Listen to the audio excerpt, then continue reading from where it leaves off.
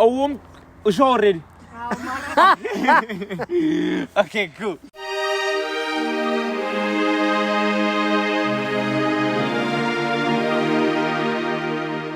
A warm greeting to everyone watching, listening, hearing, seeing all things in the world. Welcome again to another episode of Wisdom Podcast. We are back with the Monday episodes and we are so happy that we're back. Please make sure you like, share, comment, and subscribe. I did say that, nah? Yeah. Okay. Cool. Yeah.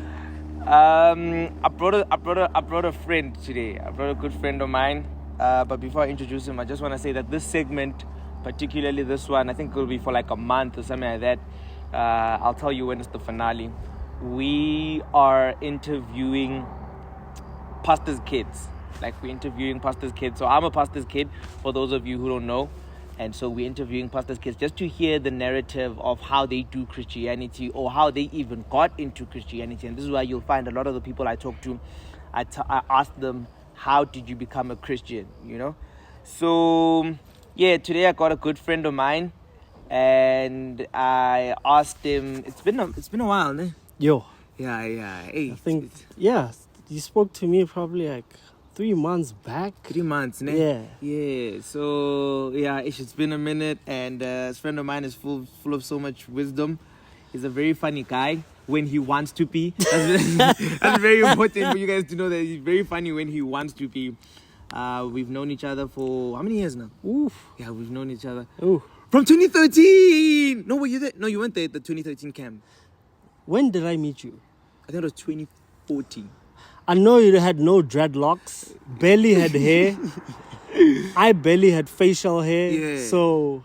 And I was cheese boy at the time. Yeah, still cheese boy, just higher level. But yeah, it's been forever, man. Been a minute. It's been a minute. It's over I've known 10 the years. shout out for a while, yeah. Over 10 years. Ladies and gentlemen, welcome. Please give a round of applause to Tendo. Thank you. A good friend, how are you? I'm good, how are you? Yeah, it's weird. Good. I'm only greeting you now after the whole thing. Excuse my friend.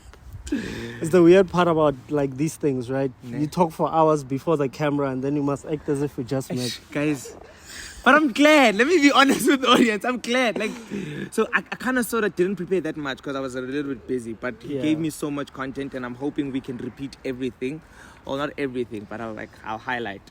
So we start with fun questions. Yeah. So you a drummer? Yeah. I wouldn't call myself a drummer, but yeah. You play drums? Yeah. All right. Yeah. All right. So if Jesus was to come here and he was about to do a drum cover, what song would you ask him to do a drum cover of? That's tricky, man. Yo. I'd probably ask him to do a drum cover of a hymn. And I'll tell you why. There's something interesting about worship as an entity, right? That in the core of it, it doesn't need no instrument, right? So I'd want him to interpret worship through something I've never heard that has a drum, right? Yeah. Like heard our grandparents sing a hymn. Yeah. I'm like, so you're the epitome of what worship should be. Yeah. Can you play it? So it would be cool to witness, I guess. That's dope. Yeah, so it would probably be a hymn. But if I were to name a cool song that I've heard drummers play, then I want to hear his interpretation. It would probably be around like Travis Green stuff. Okay. Yeah. Can you name a song? The most recent one, Yahweh. Simple Matter is pretty dope as well. Yeah. You Waited. I don't know which album it is. Yeah. I'd also, I don't know, this is a horrible one, and probably drummers would kind of get at me, or probably be like, yeah. I'd want to hear Jesus play Calvin Rogers stuff. Calvin Rogers, that name sounds familiar. Calvin Rogers is Marvin Sapp and Fred Hammond's drummer. Yeah. So he's like, you know, if you're a drummer, so just to hear Jesus, but that one is naughty because we're trying to check which level is which one, you know, but yeah, pretty cool. But definitely a hymn. Definitely a hymn. Any hymn. Who do you think would be a drummer in the Old Testament besides David? Who would make a good drummer? There's two different questions. Which one? Who would make a good drummer? Let me ask Who would that. make a Yeah, good a drummer? good drummer in the Old Testament? Yo. I don't know, man. I'm not sure. I'd say Moses. Being in the wilderness, there's no life there. So he had to come up with his own, Yeah. And so I think maybe Moses, because Yeah. the first inclination to rhythm is probably like beats, right? Yeah. Hitting something and Yeah. stuff. So I'd probably say Moses with the children of Israel. Yeah. You can walk around hitting something, right? You can't walk around playing a piano. Plus, he had a staff. He had a staff. He already had them sticks. Yeah. Okay, cool. All right, last question. All right, I'm gonna use a popular one. You're the chef at the Last Supper. Yeah. What are you cooking?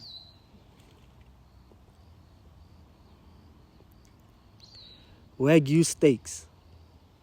So interesting. So many people like steaks, eh? Like, okay. And I don't know. I like steak because number one, I'm Tsonga. Okay. There's no meal without meat. Right? So Yeah. I'm thinking I like meat and this is the Last Supper.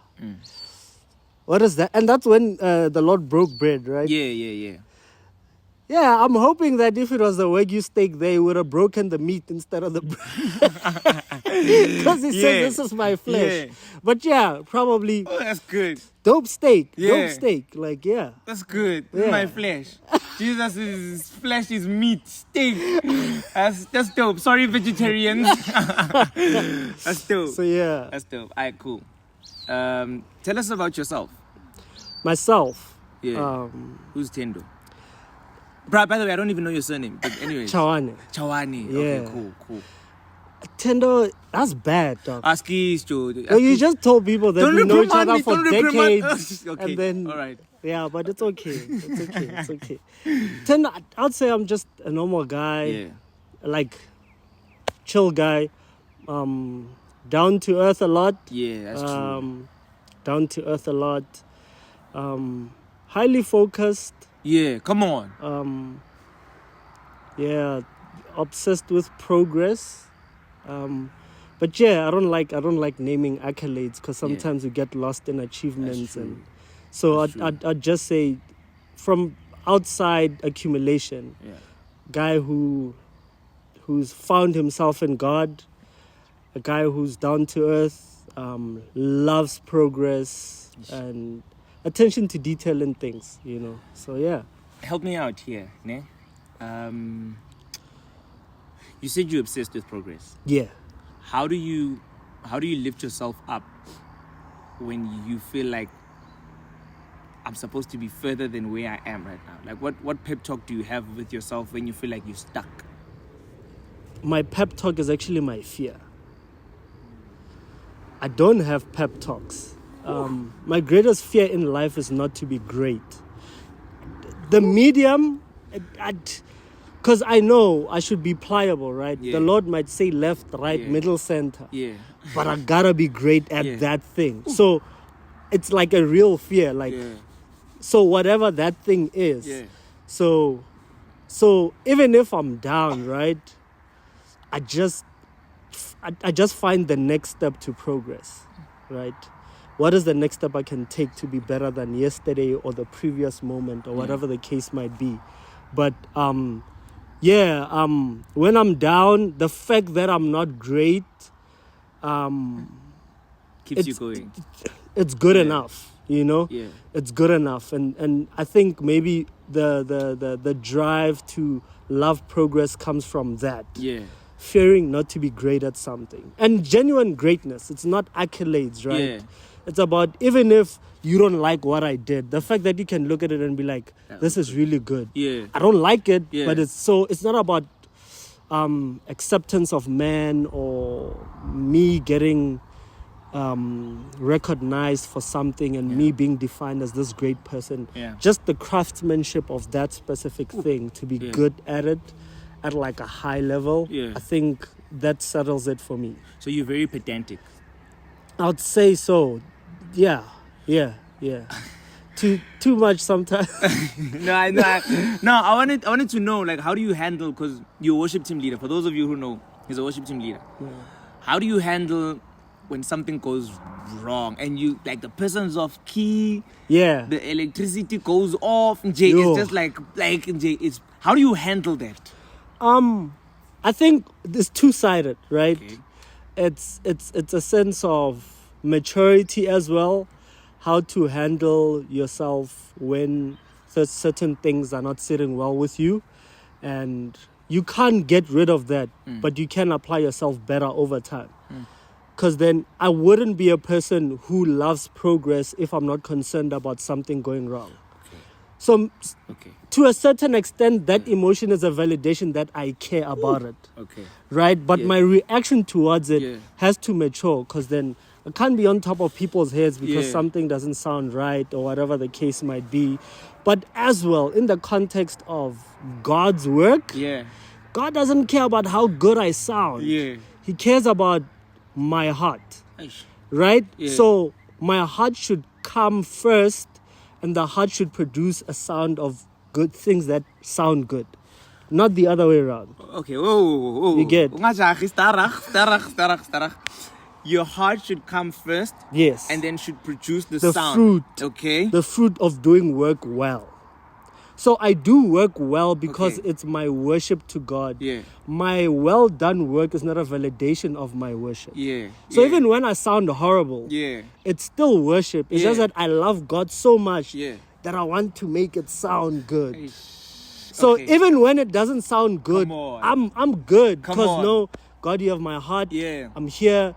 This is what I can give. It's my 100%. You know. That's beautiful. So when it comes to like God's work, I understand that my whole team, everybody, the team I'm a part of, God wanted us there with our flaws. We're not the best singers in the world, not the best instrumentalists in the world, but God is looking for our hearts, you know? So we try our best, but as long our hearts are one in this connectedness, and we have one focus to give God the best worship, then we'll sort the other stuff out, you know? So that's how I look at it. But from like work environment, stuff like that, we do kind of have to have that kind of focus to always try our best to, you know. That's a tricky criteria. It is. Because what you're saying to me is when you recruit someone for the worship team, the first thing is heart. Before we get voice, we get heart. This is going to sound weird. Yeah. What are some of the ways to detect a person who has a heart that's here? What are some of the ways? Yeah, so how would you say, I think this person would be great, would be a perfect match for our team? This is going to be interesting. This is very interesting, and I think I'm going to use some of the case studies we have in our church, right? But before I use the case studies, if I were to point out one point is the motive behind. Other people just love singing. Like, they love singing. We'll squeeze God in, but me, I love singing. Like, you know? And there's nothing wrong with that. But it's an expression of the heart posture. That this person loves singing. You know? And I'm not gonna lie, I've seen people where God saved them because of what they love. Because I love singing, I got an opportunity to be in a worship team that preserved my life. And then there are other people whereby, I'm not sure I want to be part of the worship team, you know.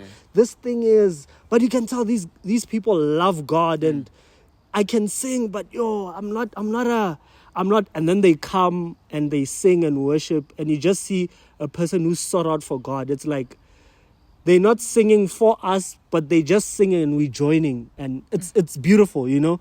So, I hope that answers the question. You know, it makes sense. It's just what I'm sensing is just like you need a lot of discernment. Like you need a lot of discernment, because you don't want to take in someone who they love singing, but it's more like they're just doing it for loving the singing, and that, like, putting them in the team won't save them. You know, so you need to have some form of discernment to know that, okay, when I bring in this person, it will save them. And of course, Nakona, this is very important. Like churches sometimes, man. Okay, this was something I had in my heart. You know, some people go to idols, Yeah. and they can't sing, but because the church kind of sort of embraced them, it kind of sort of made them think they can sing. Yeah. So here's a controversial statement I'm gonna make. I'm sorry, but like, church is not a democracy. Ooh. It's God's way. Yeah. It's God's way, Yeah. man. And it's you look at it that way, it's humbling. Because some of us wouldn't be where we are without God's doing. And it's God's orchestra. You know? So we can't Hey, you're right. you you're get right, yeah. So it's like we can't include someone in the worship team because we think it's gonna we're not Jesus. Yeah. You know? Yeah. We're not gonna save them. Yeah. Sadly. We can try. Yeah. But the real saving is Christ himself. Yeah. You know? Him revealing himself to this individual. Yeah. You know? There are a lot of people, dude, Jesus got betrayed by a guy who was with him throughout his ministry on earth. Yeah. You get so if Jesus, okay, yes, that was supposed to happen for our sake, but I'm just trying to paint a picture that man's hands and what we try to do, right, Yeah. may be awesome, but the life of it still is in God's hands. We Okay. don't carry life, Okay. right? Okay. So I can preach to you. Okay. If God doesn't come through with Yeah. what I'm saying, there's no life. I don't have anything to Yeah. give to you. God does, you know? Okay. No, I like, so what you're saying is, if God says this person must be in the team, and let's say he just can't sing, but if God says he must be in the team, he must be in the team. Okay. All right, guys. That's a controversial take, but you're right. It's because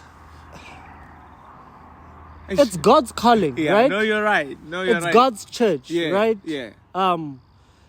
The least you have the right to say, hey, Mara God, Yeah. can maybe you do something, Yeah, you know? yeah. You know, in But all don't honesty. override his will. Yeah, Okay. it's God. It's Yeah. like he's just, Yeah. there's nothing as Okay. beautiful as being mature enough to every day wake up and just say, yes, Yeah. sir. 5 years down the line, the life you would have produced, Yeah. the person you would have become is something that you probably couldn't have comprehended. That's beautiful. Because Yeah. you know, and okay, because you're saying like at times we tend to think we must save the worship team, we must save the band, we must save the harmony. But you saying no, that's God's responsibility. And if He says bring in someone who can't sing, God will make it make sense. He will make it make sense why He said we must take in a person who can't sing. But let's be honest. What are the chances of God bringing someone who can't sing? Yeah. Right? Right? God cannot call you to do something without gracing you with the capacity. Woo! All we just need to learn is the problem is us. Yeah. Just Nichi. Like, Dude, like you know, so Okay. yeah, but Yeah. but in all honesty, yeah. Yeah. And I understand sometimes we take these initiatives because we care about God's work. Yeah. You know, not that we're trying to make our Yeah. own thing. Yeah. We really just do care, Yeah. you know. Yeah. We are concerned about how this worship sounds to God. You know, it comes from a good heart, but at the end of the day, He's the general. He's the big boss, you know. Yeah, So right. if you know that Yeah. this one's supposed to be here, Yeah. the same rights that person has, the same rights I have. We might have different rankings in our Come on. functionality, Come on. but value Aye, man. equal. You know? So yeah, man. It's and the Christ in him Yeah. might be something that will accelerate the Christ in you. Sharp, the voice is not that great. Yeah. But that's the end goal, right? You know, when we were coming here, I was telling my team, guys, we drove. Guys, we drove. You see, they complain, guys, we drove. And I was telling my team that this man better be speaking heaven. Like, bro, the things you seeing, they must be. And you know what? You meeting it. Like, you are. Aye. All right. No, it's fine. I'm not even sure if we'll be able to get to the things we spoke about here in the car. But let me get to this one. This one was a very dope one. So this is the first episode, so most probably a lot of people won't know about this. But I had a conversation with Uncle Z, who was the part of the founders for, you see he's smiling, part of the founders for the PK camp. And he was explaining to me actually the heart of the PK camp, and you'll see it actually later on. He was saying that it's a space where we become vulnerable as PKs, you know, where we cry about some of the challenges that we face as PKs. And it's interesting because when we were walking here, you were saying that the camp found a way to maintain us. You know, it gave us a safe space. It gave us, you know, a place where we can cry, where our tears would not be heard that much, you know, if it was somewhere else. So I want to know, what did PK camp mean to you? Everything. Oh, Everything. Yeah. I remember, little backstory. I remember when my parents set me and my older brother down, like, we're going full time into ministry. Like, oh, okay. And then we saw things shifting, because then economically, you know, then we're realizing this thing is not mom and dad's thing. Because we are being affected, and we're not part of the boardroom discussion of God. It wasn't God, my parents, and us to say, guys, I'm calling your parents, so you guys called our parents. So, but what I knew, I wouldn't say being a naive, but it's the truth and the reality of it. What I saw, what PKs become, and what I don't understand what they go through, right? But the view I had based on perception, not based on assumption, two different words. Yes, come on. I just didn't like the picture, man, because PKs are the worst at church. It's bad, you know. I just didn't want that for myself, you know. But I appreciate the fact that I kind of I don't know where that came from, but I took the initiative to figure out, once it clicked, that this calling affects me. What does it mean for me? Probably if this is God's calling, there should be a section where it describes what does it mean for me and my life, you know? And that's how I got to the PK camp, right? It was me trying to figure that thing out. I'm like, oh, so there are a group of PKs that gather. What's going on, right? And I remember the first time I went there, I'm like, I'm going to meet the guys, and I don't know the stories about these people, but I'm part of them now. We are the worst people in the world, right? And, I got there and everything flipped. Like, it changed my whole perspective. So I understood the truth of what a PK is. The core of what they go through. I see the outside, right? I see the expressions, I see the fruits, I see whatever. But what's the foundation, you know? And this is negative and positive. And it kind of, and above all, when I say everything, I stepped into a place whereby I didn't know the people around me, but I felt at home. Okay, So it was everything, man. Guys, you wanna that thing you just spoke about right now, like that feeling. I don't know, man. There's no way to describe it. You have to be there. Like, the way we click is just like, man. It's like, I remember we were talking about it with your older brother, and I think it was a group of us with PJs as well. And I remember, I don't know who said it, but we're like, it doesn't matter what we go through in our different corners. The fact that I know you exist in another corner is enough strength for me to keep going. You know? That for me was like, it's real, right? This statement might sound wow, but it's real. You know, PKs do feel alone. There was a nice statement that my dad once said to me. He's like, I'm called. I don't know what it means to be a PK. You first generation PK. I know the calling. Yeah. And one definite thing I can tell you is what I have a picture of what you are called to. You are my son. You are my DNA. But you are first generation PK. So I might not understand the full picture of having a father who's called. I don't have a father who's called. Yeah. You know? And that was a beautiful statement for me because it was two-sided. My dad is like, to me, it felt like, my dad is like, I have your back. Aish. Right? Yeah. But understand that as you walk your journey, right? I'm here for you, but it's your journey too. It's not a piece of my journey. Whereby now everything must be on dad or whatever. It's mine. And I'm here. I'm here for you. And just walk your journey, but I'm here. You know? So the camp was everything, man. It was everything. Okay, first of all, I just want you to distinguish between assumptions and perceptions. That was something interesting. Please just, before I move on, because I've got a question surrounding that as well. Yeah, so just what's the difference between an assumption and something you perceive to be that way?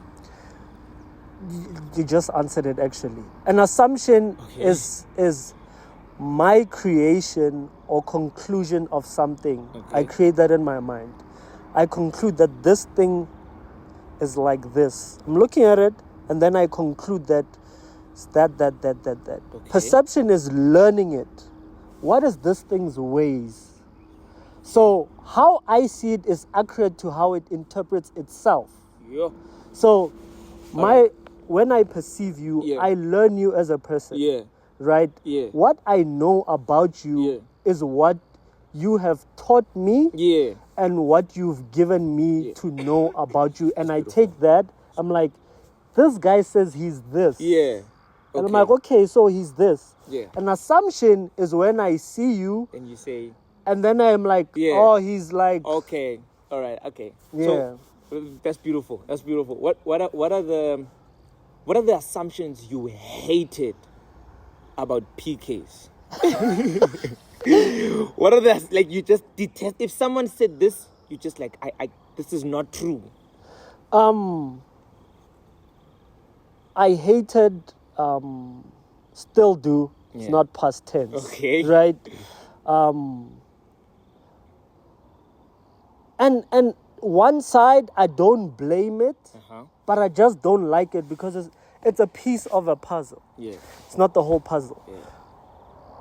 I hate how PKs, when they go through challenges in life, and those challenges start being expressed through alcoholism, being around wrong crowds. Then they box that PK and say that this is you an alcoholic. Is it true? Probably, yeah? Yeah. But wait, sorry. Let me just say this. When I said I was agreeing with him. I am not an alcoholic. I just thought, let me clarify that. Okay, all right, cool, yeah. But just example, right? Yeah. So this I learned from the camp and getting to know the PKs and you guys is that is a fruit of a struggle. You get? Yeah. So now I'm defining you by your cough, not understanding that you're just sick.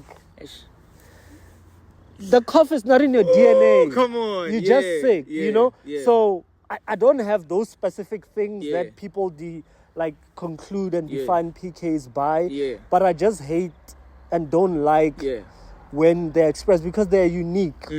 Other people go through different things. But being around them and that vulnerable space, because now we started talking to each other and really being open with each other. You realize that things are so tough and so challenging.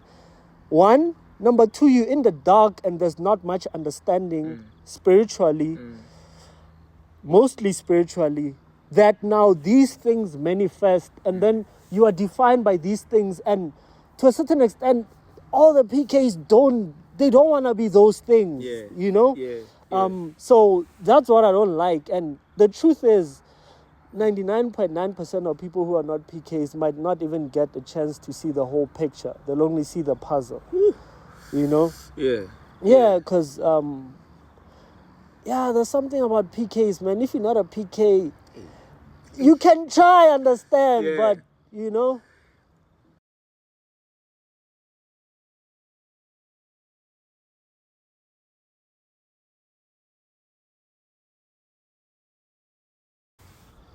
Able to.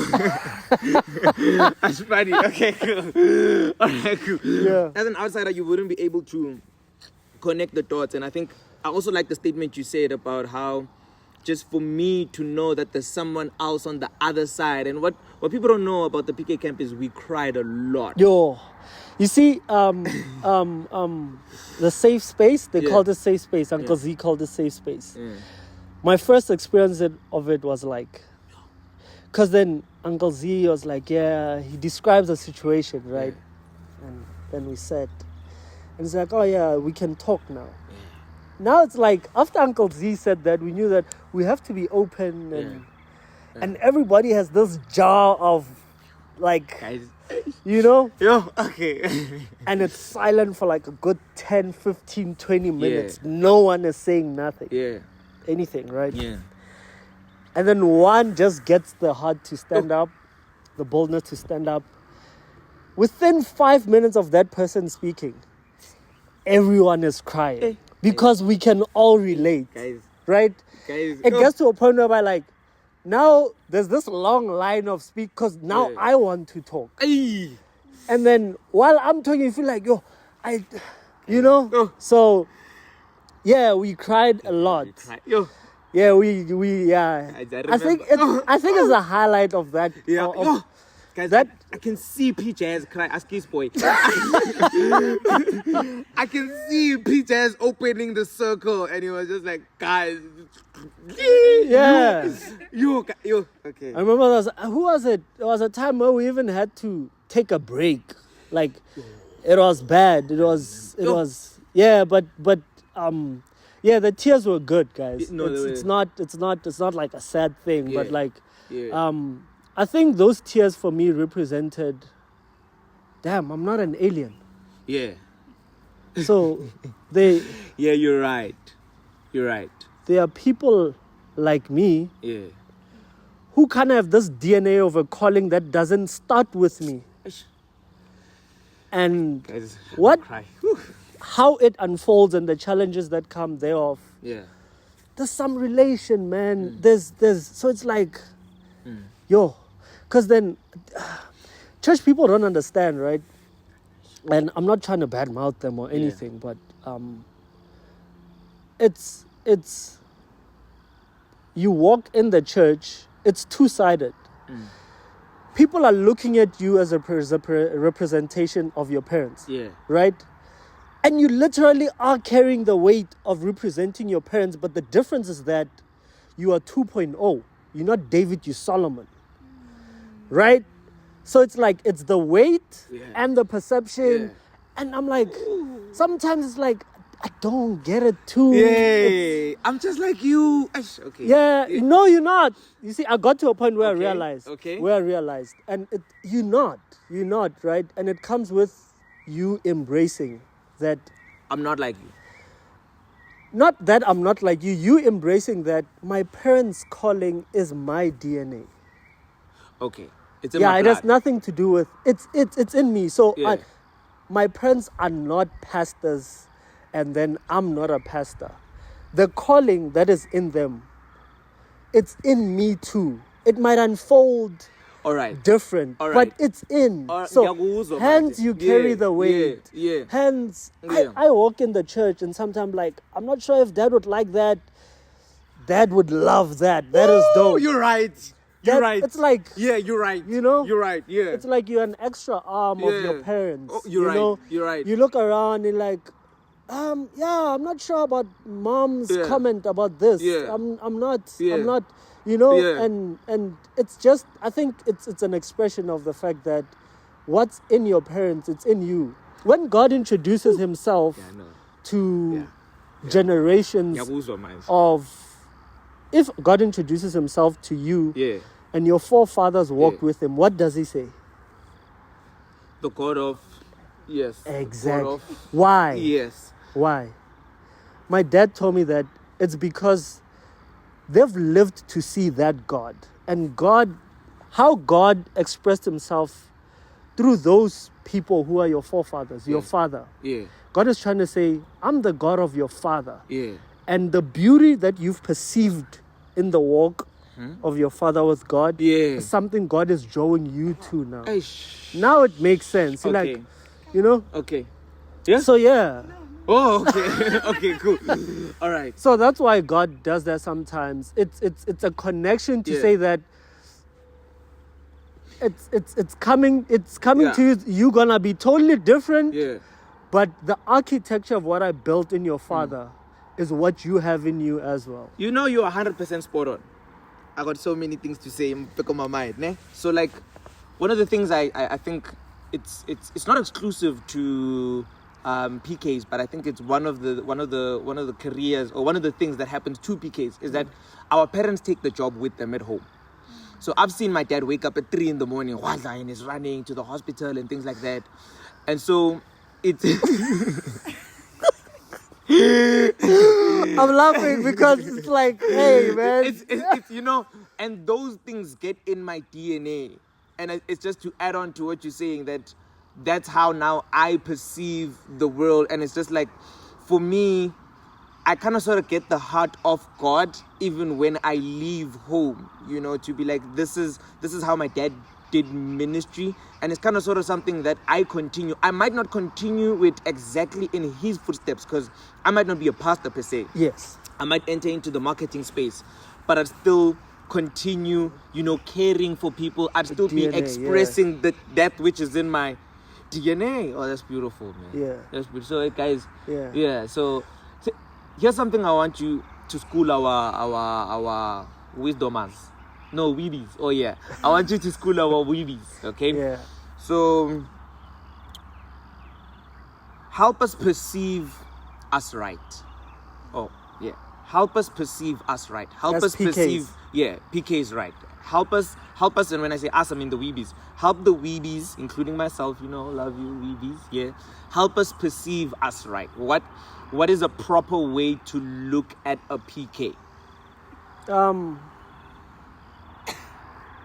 That's a very good question. I don't want them making assumptions. Yeah. It's a very good question. And I'll just use my life as an example. I don't necessarily have the answer, but just using my life as an example is that my dad was born and God called him. Okay. I was born in the calling. Right? So God called my father, and that calling was on his life, in his life, and it defined his journey. And then I'm an offspring of that, right? Yeah. So I've never had the opportunity to live life, and God is like, hey, Tendo, come here, right? Yeah. So, meaning I find myself partaking in who I'm supposed to be before I understand the full commitment of it, before I can even initiate my commitment of it. You know? So those are PKs, man. I think they pretty special people because they carry big hearts. I'm not gonna lie, they carry big hearts, man. And some the truth is, some have not found their way, so much so that we lost the opportunity to see the beauty of the heart, you know. And some we've privileged to see. And I'm gonna use Uncle Z as an example. The man Uncle Z is, and if you know his story, you'll understand that if Uncle Z would, I don't know how popular Uncle Z is or whatever, but in my eyes, if Uncle Z were to never be on earth now, that guy's a superman. Too much. Because Too much. for him to be who he is with what he had to go through, it's you know. So I think, yeah, maybe look at them with grace. Look at them with grace. Grace. In all honesty, grace. And when I say grace, I mean if there's something south about them, be quick to pray for them. Because one thing people don't know that PKs know very well, that we have a target on our back even when we didn't know we had one. You know, subconsciously, how great you do in life rubs off to the spiritual community that your parents are leading. Yeah. There's something about who you are that gives strength to the ones around you. That you might not even hear them say it, but they're in a corner knowing that I've seen Jews stand for God. Doesn't matter how much my life is telling me that it's tough or it's impossible to stand for God, because Jews is doing it, I'm gonna do it. You might never have the opportunity to hear that person say that, but these people exist. So it made me realize that the enemy understands the value that you carry, right? So much so that even when we are still trying to figure it out, he's trying to destroy it already, right? And that's why maybe it's a little bit tough for us, because we're carrying people we don't know, you know? And sometimes we are privileged to hear it from them. Sometimes we are not, you know? And sometimes the person God is building you now is for a person you're going to meet when you're a grandfather or a father of 4. So your journey is very unique. It's full of life. It has God's DNA, man. It's a higher level of a calling that our parents have, you know? And maybe I could say this for PKs, that it's a blessing to be a PK, and it has a lot of grace and light and life. I'm not diminishing the challenges that come with it, but if we could find the path and just walk in it, God is there, my guy, and it's beautiful. So yeah, I hope that answers. You know? It's a lot. Yeah. Okay, no, let me just explain why I'm crying. It's almost as if I've like you've brought something that I've never thought about, that I've never thought of me outside of what I'm doing, ever. And I've always been born with pressure. My whole life has always been pressure. And to be honest, sometimes it's tough. Yeah. It's tough having to know that, you know, my mom was actually telling me the other day that, hey, there's a guy who looks up to you. I've never seen that guy for years now. And he looks up to you and he really likes you. And to be honest, that's a lot of pressure for me. Like, that's a lot of pressure. And I think as you were speaking, I just felt the weight of, it's this is going to sound weird, but everyone who looks up to me that I don't even know, like, it's a lot. It's scary. And sometimes I feel like I'm also boxed in spaces that I would have liked to explore, if I can put it that way. I would have liked to explore some of those spaces, but because of this calling and this, you know, I just have to exclude myself from that. I mean, you know, having to think of some of my friends go to like specific places and I know I can't go there. Like, and it's not that there's nothing wrong with going there. It's just the weight on my shoulder says, no, bro, you can't go there. Yeah. Like, they can go, they don't have this pressure. This is all on you. And so for me, I was just like, I was crying because I'm just like, hey guys, it's a lot. But here's the beautiful thing about what you're saying. And I'm glad I've grown to get to understand it at that level. You do not carry life. What you didn't make those people look up to you. who you are did. Who you are is defined by God, is not defined by you. So there's nothing you can physically do to carry those people. Just live your life in God. It will do the job. Come on. You get? Yeah. So, and I came to this realization because of that statement was humbling for me as well. That, dude, I'm just an average guy. Yeah. You know? Yeah. And there's some value you see in me that you look up to me. I'm like, you know? Yeah. But then I realized if that's the case, man, the best thing I can do is find God for me the best way I can. This is not me performing for them. Yeah. If the little journey I have in God, that had not, I didn't have Him in mind. It was just me and God. Yeah. Right? That's beautiful. If that little thing did that, the best thing I can do is to maximize that little and just walk your journey with God, and God will, it's God's work. The impact is God's work. The DNA, it's God's. There's nothing special about us and what we do, but there's everything special about how God defines us. So it's God knowing that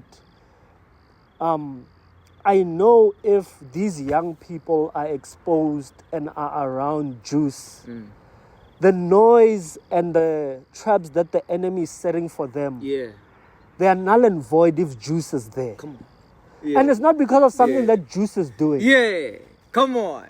It's because it's because that DNA in your life carries that light that the devil cannot defeat in other people's lives. So now the devil knows that if I want to flourish, if I shoot this one down, you know, so I understand when you talk about pressure, but at the same time, we shouldn't look at it as pressure. Yeah, just live my life. Follow God, man. That's all. That's all. And it's beautiful, it's beautiful because, how the fruits that you'll produce in your journey with God will carry life. And life comes from heaven. It doesn't come from... Come on. You know, it's God who... He breathed life into us and then life exists. Right? So that impact, that looking up, it's they seeing... It's God. It's not... You know? So... And it is...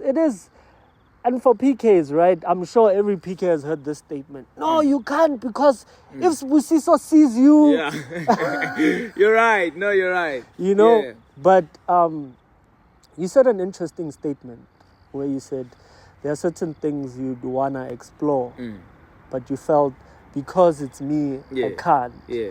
And to a certain extent, those are guides to build who you're supposed to be. Ooh. So it's not a pressure to deprive you of, right? Yeah. It's a step to take you closer to who you meant to be. Come on.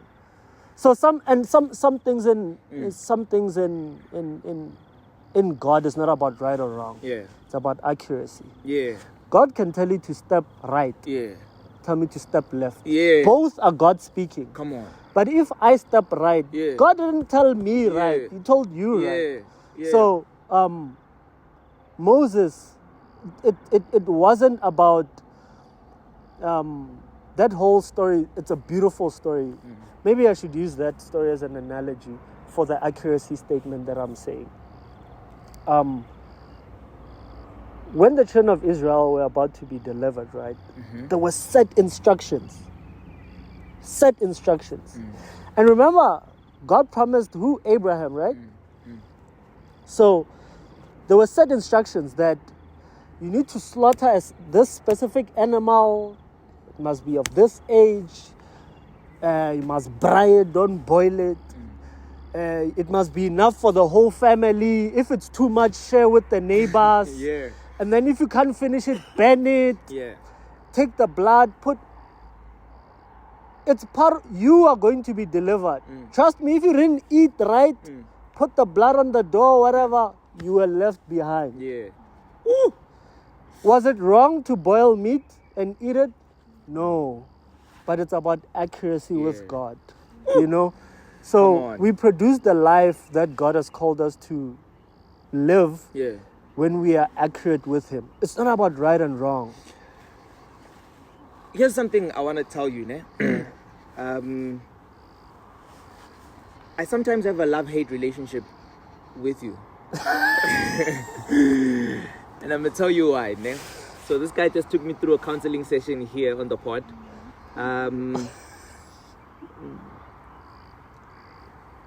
I love you because you are an enemy to my ideas.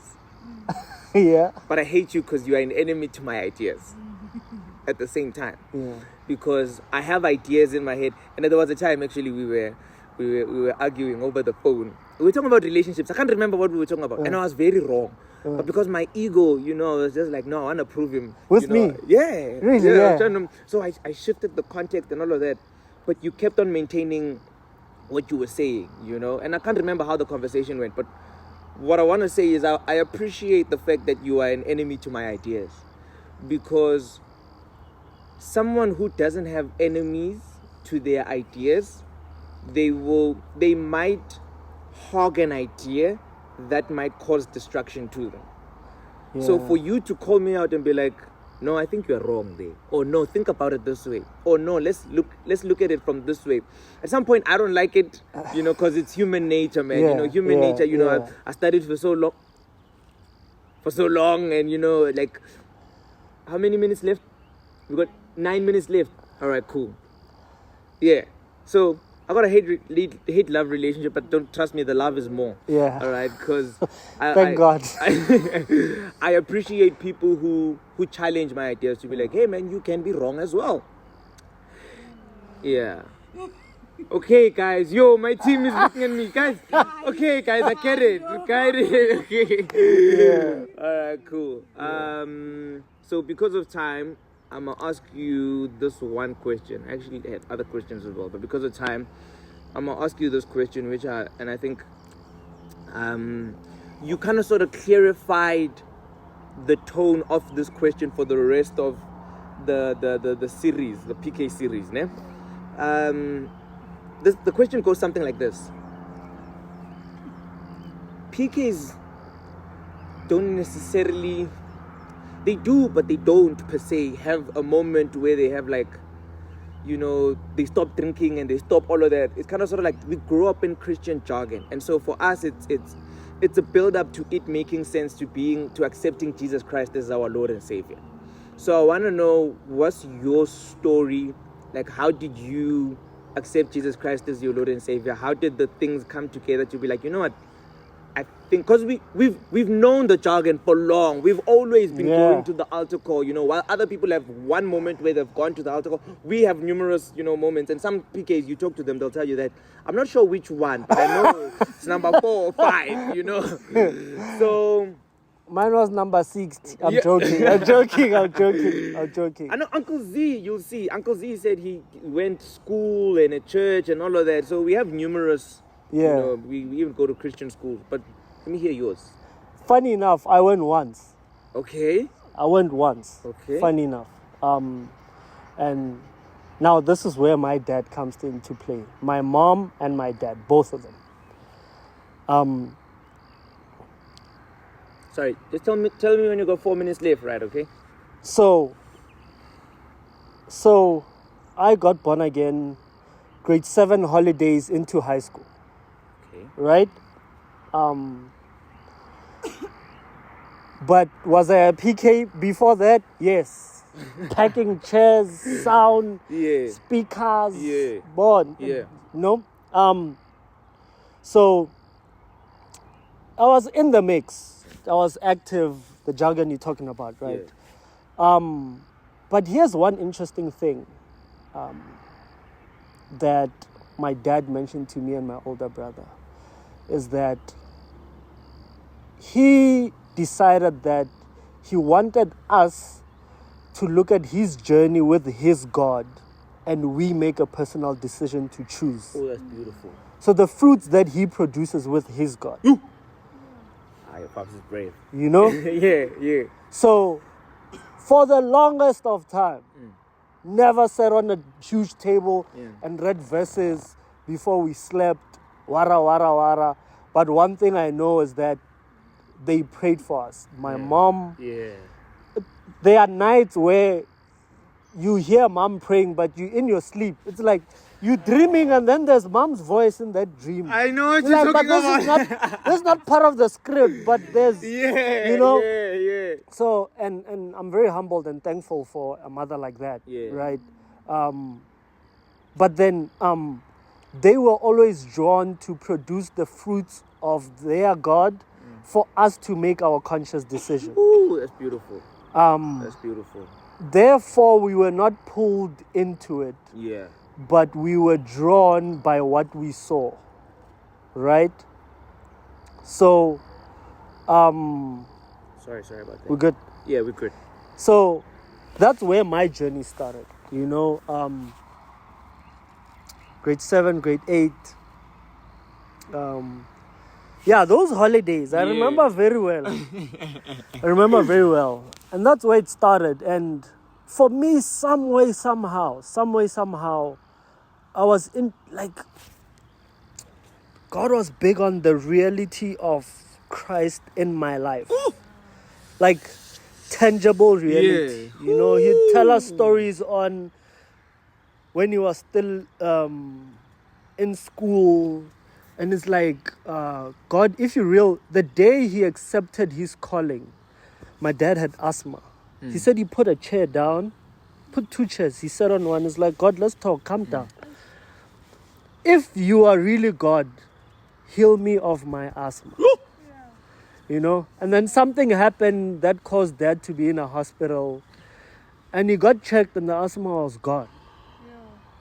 And dad promised God that if you heal me, I'll go buy a Bible and I'll follow you. You know? And my aunt bought my dad the Bible. So God gave him the Bible and healed him. So one huge anchor in dad's life is the tangible reality of Christ. So when I got born again, quoting them verses, I was quick to be drawn to, God, who are you? What does it mean for my life? What does it mean to go to school? I'm going to school, right? What does it mean to be Tendo in the house?